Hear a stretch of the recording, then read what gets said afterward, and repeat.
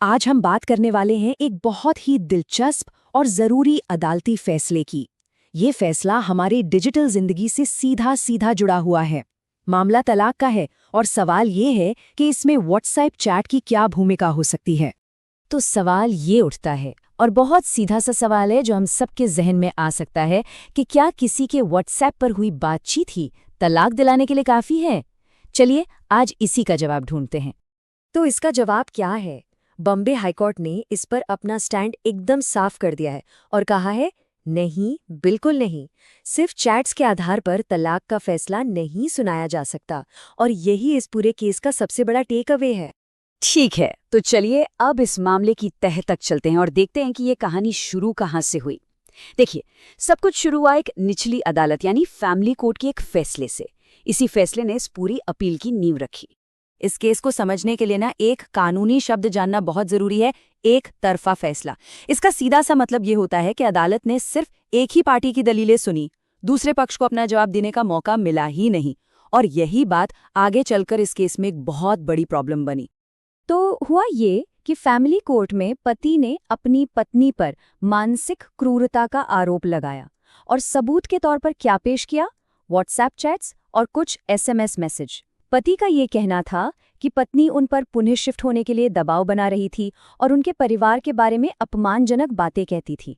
तो निचली अदालत ने क्या किया? उन्होंने पति के दिए हुए चैट्स को देखा, उनको पढ़ा और ये मान लिया कि हाँ, ये तो भाई मानसिक क्रूरता का मामला बनता है, और बस इसी आधार पर तलाक का ऑर्डर पास कर दिया। सुनने में ये प्रोसेस बड़ा सीधा साधा लगता है ना, लेकिन असल में यहीं पर एक बहुत बड़ी कानूनी चूक हो गई। लेकिन कहानी यहीं खत्म नहीं हुई। असली मोड़ तो तब आया जब पत्नी इस एक तरफा फैसले के खिलाफ बॉम्बे हाईकोर्ट पहुंची और फिर हाईकोर्ट ने इस पूरे मामले को एक नए सिरे से, एक नई नज़र से देखना शुरू किया। तो कानून की नज़र में ये क्रूरता होती क्या है? हिंदू मैरिज एक्ट के मुताबिक ये एक बहुत ही गंभीर आरोप है और इसे साबित करने के लिए ठोस कानूनी तौर पर मान्य सबूतों की ज़रूरत होती है। सिर्फ किसी के कह देने से या कुछ स्क्रीनशॉट दिखा देने भर से ये साबित नहीं हो जाता। और यहीं पर हमें दोनों अदालतों के नजरिए में जमीन आसमान का फर्क साफ दिखता है।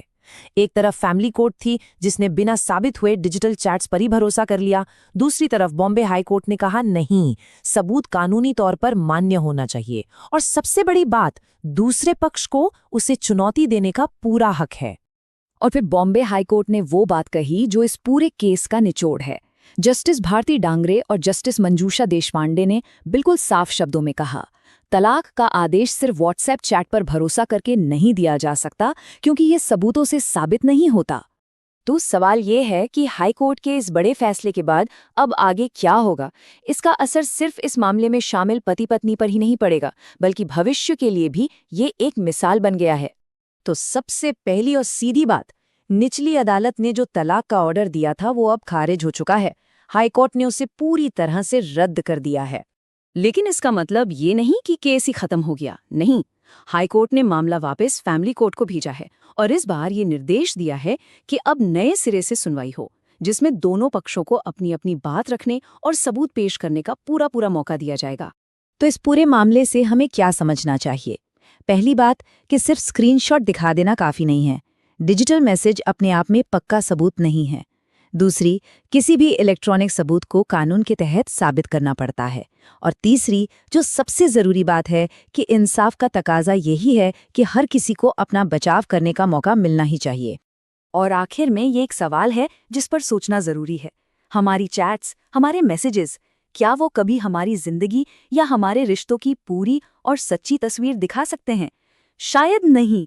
इस पर सोचना तो बनता है।